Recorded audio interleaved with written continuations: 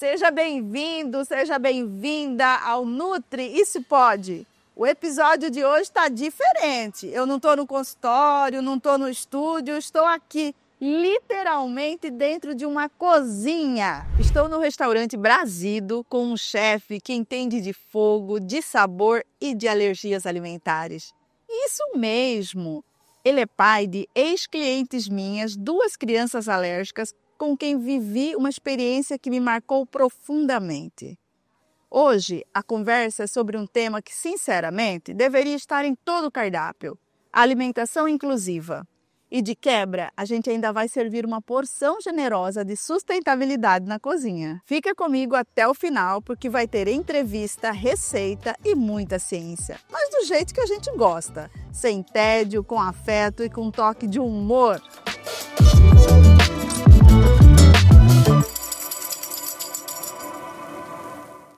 E só para deixar o ouvinte com água na boca, o prato de hoje é um pintado grelhado, com molho de pirão e um purê de mandioca, simples, regional e pensado para ser inclusivo. A gente está aqui no coração do Brasido, literalmente na chapa quente. Eu estou aqui com o Fernando Meck, que é chefe proprietário do Brasido, e ele vai preparar um prato aqui extremamente inclusivo. Legal. Então todo mundo que tem alergia alimentar vai poder vir aqui no Brasil e comer esse prato. E o que é que a gente vai preparar hoje, Fernando? Bom, a gente vai fazer eu falo que é uma homenagem a Mato Grosso, porque é uma releitura da mojica de pintado. Ela vai mandioca, o caldo de mojica, o peixe que eu uso de cultivo, né? Peixe de alta qualidade. Eu visitei esse frigorífico várias vezes. Tem alguns truquezinhos para as pessoas de casa que gostam de comer peixe de posta alta.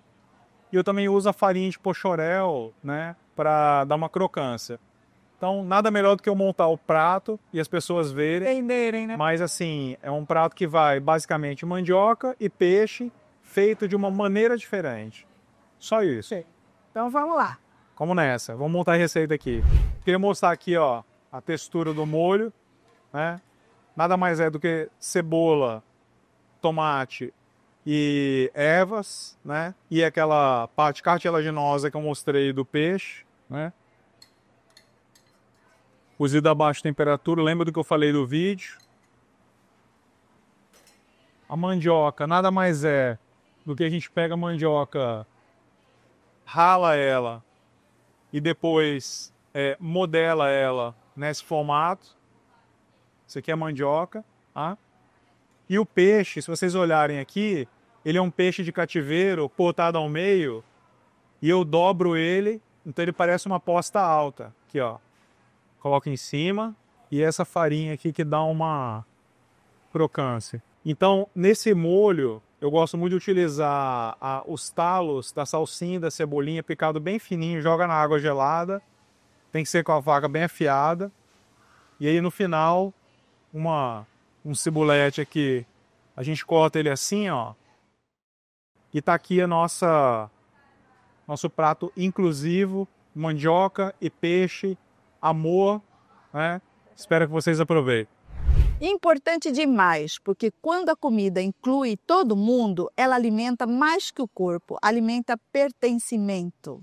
Segundo uma revisão publicada no Journal of Allergy and Clinical Immunology, a alergia alimentar afeta até 8% de crianças e 10% de adultos dos países industrializados. Já se sabe que uma dieta diversificada no período de introdução alimentar reduz o risco de alergias alimentares em até 45% até 18 meses de vida. E a boa notícia é: existem substituições seguras e saborosas quando há conhecimento e cuidado. Você sabia que a cabeça do peixe, que muita gente joga fora, é justamente o que dá sabor e nutrição ao pirão? Esse caldo é rico em colágeno, minerais como cálcio e fósforo e, quando bem temperado, vira um abraço líquido. E o melhor, é prato livre de glúten, de leite, de soja, de ovo, um banquete inclusivo. Todos os alérgicos podem comer bem, se a gente olhar para os ingredientes com criatividade. Esse é o desafio de todo chefe, atender toda a demanda de público e nunca excluir. Agora sim, a chapa esfriou e a conversa aqui vai esquentar. Legal. Chefe, me conta, como foi cozinhar para filhos alérgicos? Não foi fácil, porque até cair minha ficha, né? Entender realmente. Graças à senhora, né? Eu lembro que minha esposa chegou um dia em casa e falou que o João tinha alergia à proteína do leite. Então a senhora tecnicamente consegue explicar aí nos canais, tudo. Mas eu acho que mudou a minha vida e a vida da minha família, né? Porque eu brinco que existe uma vida sem leite, existe uma vida sem glúten, né? A senhora é prova viva disso, né? E eu falo que eu me tornei não só um cozinheiro, mas um chefe, um formador de opinião melhor. Não foi um grande desafio, porque na época eu comecei a desgostar muito de chocolate e eu comecei a fazer ganache sem leite, usar a própria gordura do cacau. Mas foi uma mudança bem drástica na nossa vida, mas para melhor, né? Então, eles passaram por isso e hoje a Maria Olívia vai fazer 12 anos e o João com 8, eles podem, nos momentos oportunos, consumir produtos com leite, graças ao tratamento que a senhora indicou. É isso que a gente chama de tolerância oral.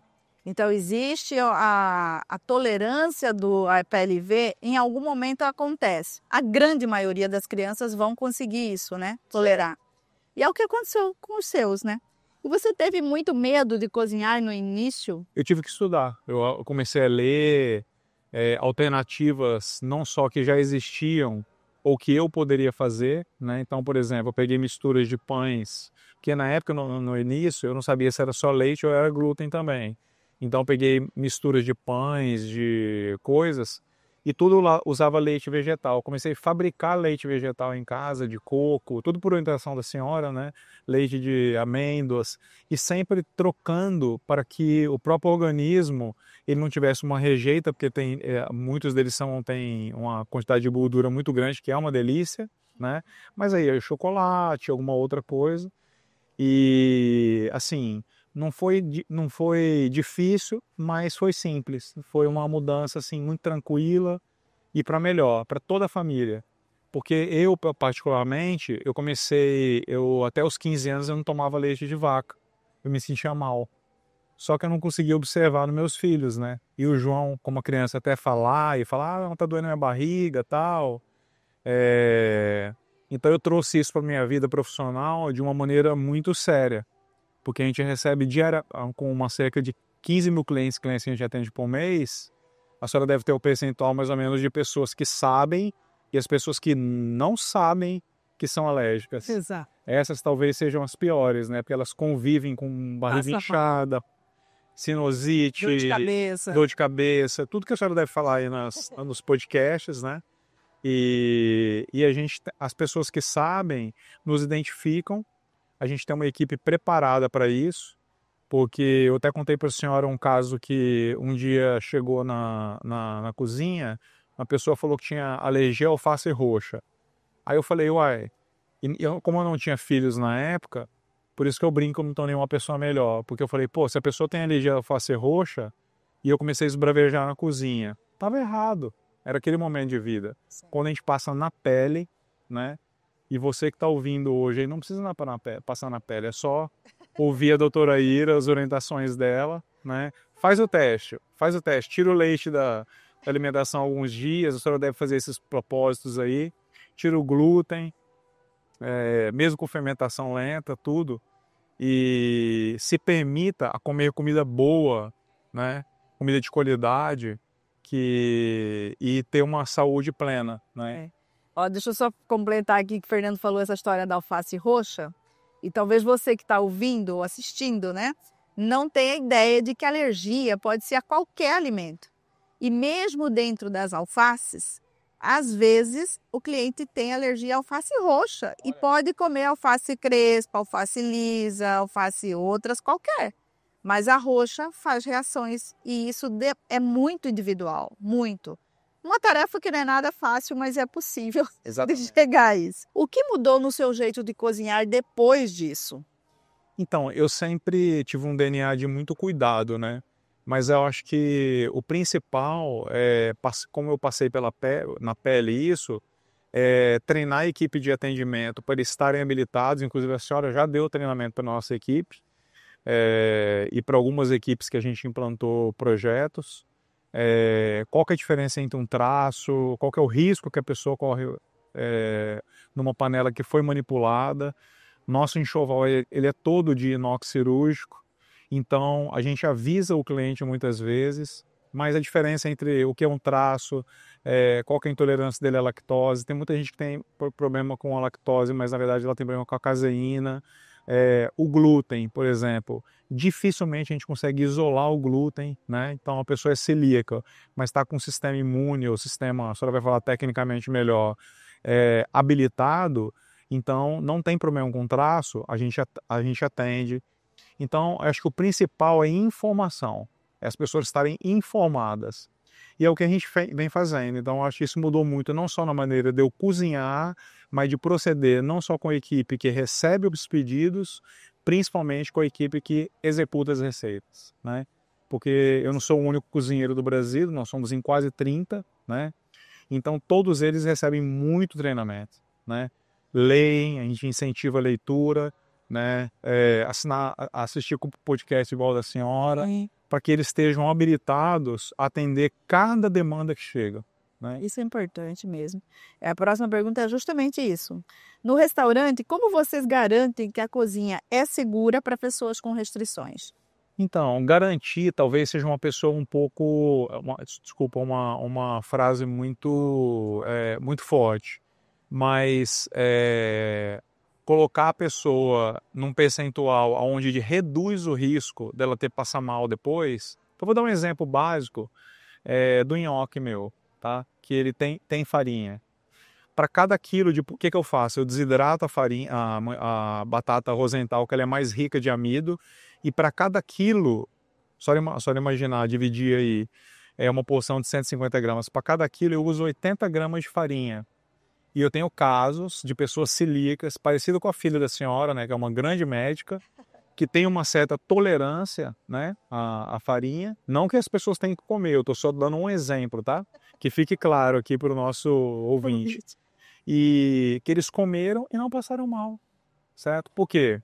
Eu aproveitei eu fiz até um vídeo esses dias do nhoque, tá no nosso Instagram, então segue @FernandoMac, @Brasil do Restaurante. Tem os vídeos explicativos, até da receita que a gente vai fazer hoje, né, que é de peixe e tal. Eu gosto muito do aproveitamento integral do ingrediente, mas ele mostra que esse percentual mínimo de farinha, o organismo dela já estava, como ela faz um trabalho muito sério 90% do tempo, ela conseguiu comer o nosso nhoque. Então, eu brinco, meu sonho é fazer um nhoque sem farinha. Mas aí talvez teria que mudar o nome dele, né? Não sei se fosse de mandioca. É igual os pães, né? Faz pães sem farinha nenhuma, gente, não é pão. Não é pão. É outra coisa. É outra coisa. Perfeitamente, exatamente. A gente substitui o pão, mas não é pão. Eu acho válido, né? Fernando, em relação à sustentabilidade, fala um pouco como vocês lidam com o desperdício, uso de ingredientes locais, Perfeito, como que é isso? Perfeito. O Brasil nasceu do nome Brasil e Brás. Eu morei em 10 estados do Brasil, então tem ingredientes do Brasil inteiro. Mas como nós somos 3 biomas, tudo que tem de boa qualidade e próximo eu utilizo. Ao exemplo do piqui, a castanha do piqui, do chocolate. Eu compro o Nibs de alta floresta e faço o chocolate aqui.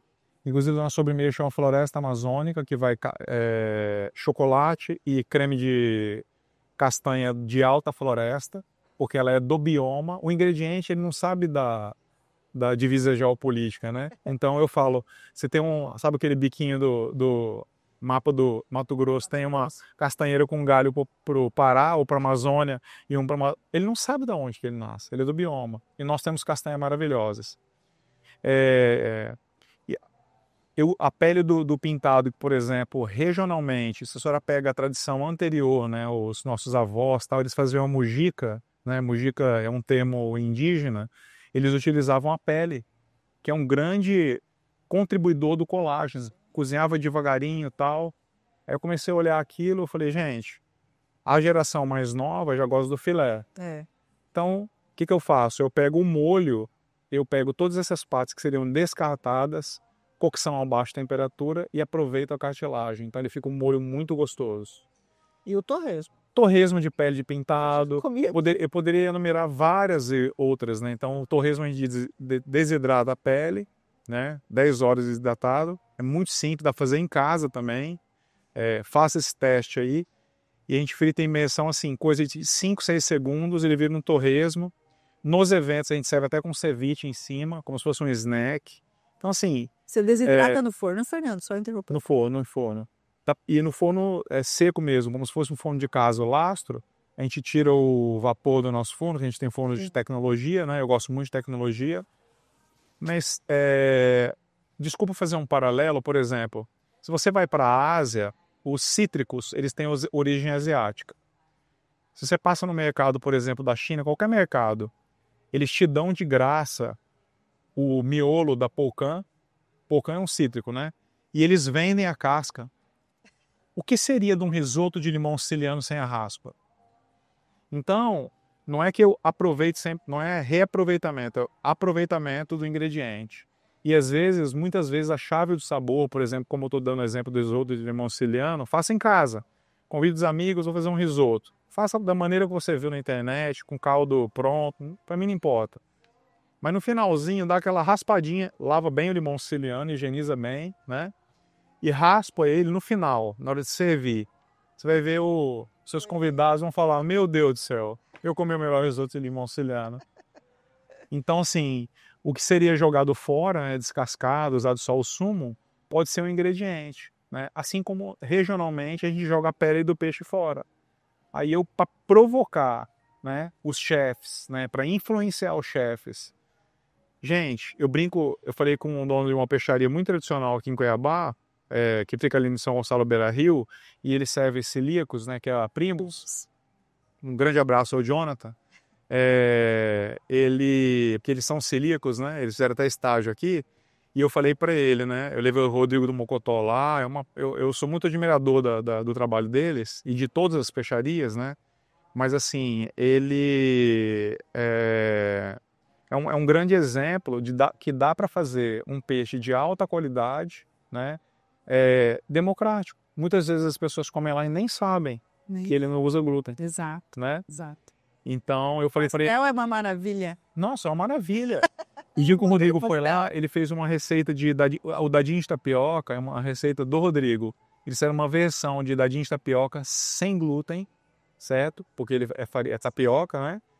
E serviram pro Rodrigo. O Rodrigo ficou emocionado. Ele é o criador da receita do dadinho de tapioca. Quando ele veio cozinhar aqui comigo no Brasil, eles fizeram com toda a tensão do mundo de receber um grande chefe, mas fizeram e ele ficou emocionado. Ele falou, gente, isso aqui é maravilhoso. Então, assim, eu estou dando um exemplo da peixaria porque eu brinco o seguinte, talvez seja mais legal nas peixarias um snack, um torresmo de pele de peixe, para mostrar para todo o público, imagina centenas de peixarias servindo um torresmo de pele, do que o brasido, né? Sim. Não que eu não mereça servir. Eu criei a receita, ou foi uma inspiração, mas eu brinco com eles. Isso tinha que estar no cardápio de vocês, né? Porque vem a próxima geração e não tem como continuar dessa maneira. A pesca do pintado é proibido, o transporte é proibido, né? E a gente precisa mudar esse pensamento. Então, quando eu falo de aproveitamento integral do ingrediente, nada mais é que entender que a pele é ingrediente. A pele não é feita para ser jogada fora. E a carcaça também você usa. A carcaça é maravilhosa. O que eu aprendi, como eu comecei minha carreira com cozinha japonesa, eu aprendi que os japoneses eles não cozinham acima de 80 graus. Então vai uma dica aí para os cozinheiros de plantão. Pessoal que gosta de cozinhar em casa. Quando começou a fervilhar, tá bom, diminui o fogo e deixa lá. Vai demorar um pouquinho mais. Em vez de fazer aquele molho de peixe que a gente faz de última hora de 40 minutos, que desmonta tudo, vai fazer um molho aí de 2 horas e pouco, temperatura baixinha. Se você peneirar ele e colocar na geladeira, vai virar uma gelatina. Sim. Gelatina. Colágeno puro. Colágeno puro. É igual fazer uma feijoada sem pé, sem orelha. Ah, eu não gosto de pé e orelha. Mas se tiver, o sabor é muito maior. Então é mais ou menos essa brincadeira, essa técnica que a gente utiliza. Fernando, se você pudesse mandar um recado para os outros chefes de outros restaurantes, Certo. de como fazer para se tornar mais inclusivo a cada dia, porque assim, eu como nutricionista, eu sofro isso diariamente junto com os clientes que eu escuto no consultório. Não pode sair de casa, não pode ir para lugar nenhum. E nem festas as pessoas pensam em algo alternativo para quem tem alguma intolerância ou uma alergia, né? Eu acho que assim, talvez o recado foi dado, né, assim, em todo o contexto, mas eu diria o seguinte, hoje, como a doutora deve saber muito melhor pelos indicadores, tem cidades, por exemplo, Curitiba, 20%, hoje 20% dos restaurantes veganos, vegetarianos, veganos, eles estão em Curitiba. Existe uma pesquisa que foi feita antes da pandemia, 20% das pessoas comem em restaurantes veganos ou vegetarianos em São Paulo por conta de intolerâncias, não por conta de opção. Exato. De opção. Então, você, colega, cozinheiro, dono de restaurante, fica a minha dica. Pensem nessas pessoas, não é mais exceção. E muita gente não sabe, né, que daí é um papel de profissionais de alto gabarito, igual a senhora, talvez assim, eu como cozinheiro seja uma voz ativa no mercado e a minha equipe, né, de provocar isso, né, falar assim, mas a autoridade técnica vem de vocês, né, dos nutricionistas, dos profissionais da saúde, de forma alguma, assim, meu cunhado é médico, por exemplo, e muitos médicos não ligam, né? Eles falam, não, lactose, não sabe nem a diferença entre a lactose e a caseína, né? Desculpa, eu sou cozinheiro, perdão, né? Na minha maior humildade do mundo, eu fui descobrir o que era caseína com a doutora Ira. Quando ela falou assim, tira o leite porque não tem como isolar a caseína, foi outra, meus filhos, assim, parece que eles, a minha filha, eu tô falando pra senhora, ela pesava 19 quilos, a saúde dela em 3 meses era uma outra coisa. Então a gratidão que a gente tem da senhora é algo assim impagável, impagável. Quando eu vi minha filha parecer uma caveira, e eu liguei para a senhora de Campo, eu estava no caminho de Campo Grande, a minha esposa lembra? Ela falou, Fernando, seguinte, não importa, tira o leite. Foi 3 meses, outra criança. Agora a senhora imagina, e é um papel muito forte das nutricionistas, da senhora que tem esse movimento, né? Eu acredito que esse canal ele é um movimento para as nutricionistas mais novas, profissionais da saúde mais novos, entender que existe uma vida muito boa sem o glúten e sem o leite. Existe uma vida possível, que eu acho que isso que é o grande... E você fala assim, vai tirar o leite e todo mundo começa a chorar no consultório. A senhora falou para mim, você usa proteína, arranca tudo o whey. Vamos lavar as panelas e as paredes. Foi um bom choque, viu? Eu agradeço demais. Por isso que eu falo que eu me tornei uma pessoa melhor. Mais saudável. Mais saudável.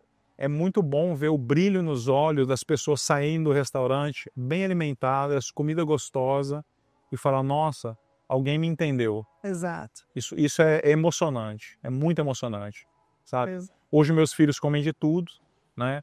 A gente regra, obviamente, por questão nutricional, tal, mas existe um divisor de águas entre isso sem puxar sardinha, mas no encontro, eu lembro que até hoje eu não esqueço o dia que a senhora atendia no Júlio Miller, a gente conseguiu uma consulta através do meu cunhado, que era estudante de gastronomia, de medicina, um horáriozinho com a doutora Ira, porque o consultório dela lotado, né? E eu falei assim, e vale muito a pena, gente, vale muito a pena, né? Seguir o canal do YouTube, os podcasts, assim, aprender sobre isso não é mais uma escolha, né? Não só eu como cozinheiro, um chefe, mas todos os profissionais da saúde e todo mundo que manipula alimento, né? Sim. Saber entender isso faz parte da nossa saúde, do nosso dia a dia. Eu não lembro mais, eu tinha sinusite direto. Tirei o leite da alimentação, acabou a sinusite. Cuidou dos filhos e de quebra você também foi tratada. Todo mundo, a gente não... É isso. É isso mesmo. A alergia sempre vai trazer uma forma mais saudável para toda a família, né?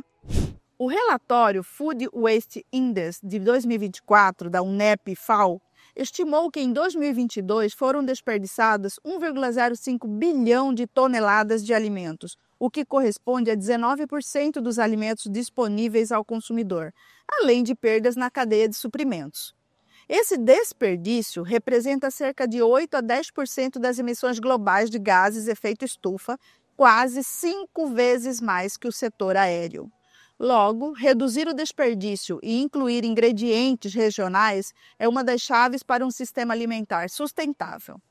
Isso vale tanto para quem planta quanto para quem serve. Hoje a gente viu que dá sim para fazer comida boa, segura, inclusiva e sustentável. E que quando o cuidado vem de dentro, o sabor vai muito mais longe. Se você tem alguma restrição alimentar ou conhece alguém que vive isso, compartilhe esse episódio. E claro, se um dia passar por aqui em Cuiabá, já sabe onde comer com segurança. A gente se ouve no próximo episódio do Nutri Isso Pode. Até lá! Beijos nutridos! Esse é o tipo de prato que a gente come com os olhos, se emociona com o cheiro e se abraça no sabor. Inclusivo, sustentável e com tempero da terra.